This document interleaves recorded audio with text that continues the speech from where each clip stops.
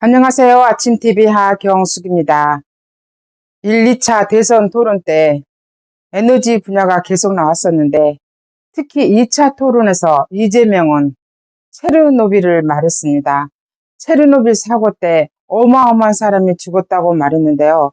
저는 그 진실에 대해서 말을 해야겠다는 생각이 들었습니다. 체르노빌 사고는 구소련이니까 공산주의 국가잖아요. 폐쇄적인 문화였고 발표를 하지 않았기 때문에 사고가 났어도 잘 몰랐었습니다. 이미 사고가 난 뒤에 수습을 하게 됐는데요. IAEA에서는 사망자가 50명이라고 발표했습니다. 그렇지만 그린피스 등 환경단체들은 수십만 명이라고 했습니다. 체르노빌은 아이들의 피해도 있었는데요. 방사선에는 상비약이 요오드입니다.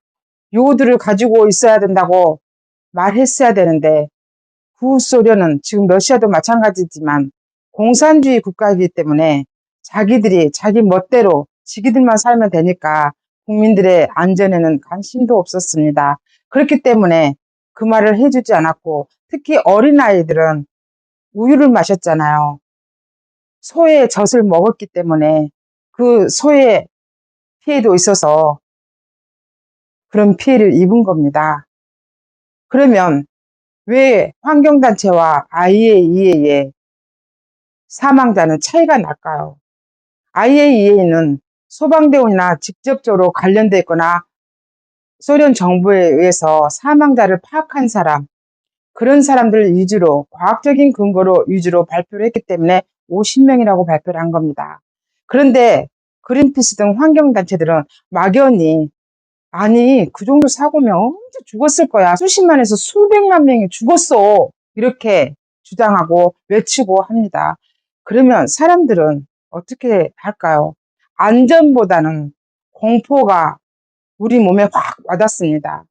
저는 개인적으로 당시의 사망자는 20만 명이라고 생각합니다. 저는 왜 그렇게 생각했냐면 서구의 낙태한 수술 건수가 20만 건이었습니다. 그래서 공포가 과학을 집어삼켰다. 그린피스 등 환경단체들이 기형아 나오니 어쩌네 난리를 치니까 공포에 사로잡힌 임산부들이 20만 명이 낙태 수술을 해버린 겁니다. 그래서 저는 20만 명은 사망을 했다고 생각을 합니다. 너무 어처구니 없잖아요. 그러면 이게 왜 어처구니 없는지 예시를 하나 들어보겠습니다. 세계적으로 스포츠 선수 중에 가장 부자가 사라포바라고 합니다. 테니스 선수인 사라포바를 모르는 사람은 그리 많지 않을 것 같습니다. 사라포바의 부모는 1986년까지 체르노빌에서 가까운 벨루루시의 고메리 지역에서 살았습니다. 공산주의 국가고 어디 멀리 갈 수 있는 상황이 아니었기 때문에 그냥 86년에는 살았고 당시에 사라포바의 엄마는 사라포바를 임신한 상태였습니다. 그 해에 체르노빌 사고가 일어난 겁니다. 사라포바는 1987년 태어났습니다. 그리고 1989년에 사라포바의 부모는 운전사고가 너무 끔찍하다고 생각하고 두려움에 공포에 못 이겨서 멀리 떨어진 소치로 이사를 갑니다. 당시에 사라포바의 부모가 서구 유럽에 살았다면 사라포바는 세상의 빛을 못 봤을 겁니다. 그래서 세계적인 테니스 스타를 우리는 잃었을 겁니다. 다행히 소련에 살았기 때문에 사라포바는 세상의 빛을 보게 된 겁니다. 2004년부터 2022년까지 세계적인 테니스 스타로 자리 잡은 사라포바는 지금은 은퇴해서 2022년에 시오도라라는 아들도 낳고 행복한 삶을 영위하고 있습니다. 그래서 저는 체르노빌을 보면서 공포가 과학을 집어삼켰다 이렇게 말씀드리는 겁니다. 콜로라도 대학의 명예교수인 환경생물학자인 마이클 H. 폭스 교수님은 체르노빌을 가봤습니다. 가봤더니 먹이사슬이 파괴되어 있었다고 했습니다. 먹이사슬의 최고 위에 있는 것은 인간이잖아요.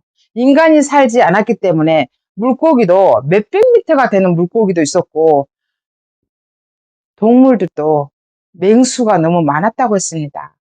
나무도 너무 우거져서 길도 갈 수가 없었고 더 깊이 들어갈 수가 없었다고 했습니다.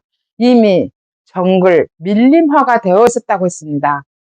방사선이 그렇게 위험하고 그렇게 난리를 쳤으며 지금도 폐허가 돼가지고 들어가지 못해야 되잖아요. 근데 신청을 하면 들어가서 누구든지 볼 수 있다는 겁니다. 체르노빌에 살았던 그 많은 사람들 중에 고향이 너무 그리워서 체르노빌 이주를 희망하는 사람도 많다고 들었습니다.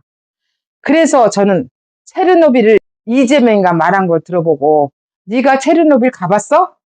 국내에 있는 원자력 발전소도 가보지도 않고 가볼 필요도 없다고 말하면서 환경단체들의 읊조리는 그 말을 그대로 하고 있는 이재명이가 바른 에너지 시각을 갖고 있냐 그겁니다.